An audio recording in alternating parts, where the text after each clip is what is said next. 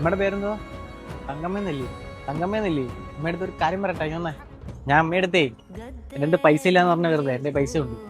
അപ്പൊ പൈസ നീ വന്നേ ഒരു കാര്യം പറയട്ടെ. ഇങ്ങ വാ. വേണ്ട കൂടെ വന്നേ. ഒരാളൊന്ന് കരിക്ക് ചോദിച്ചാലും തരുമോന്ന് അറിയാൻ വേണ്ടിയാ. പൈസ ഇല്ല ഒന്ന് ചോദിച്ചാലും തരുമോന്ന് അറിയാൻ വേണ്ടിയിട്ട് അമ്മ അടുത്തൊന്ന് ചോദിച്ചൊരു വെള്ളം. അപ്പൊ അമ്മ തന്നു. അപ്പൊ അമ്മയ്ക്ക് ചെറിയൊരു സമ്മതം ഞങ്ങൾ തരും.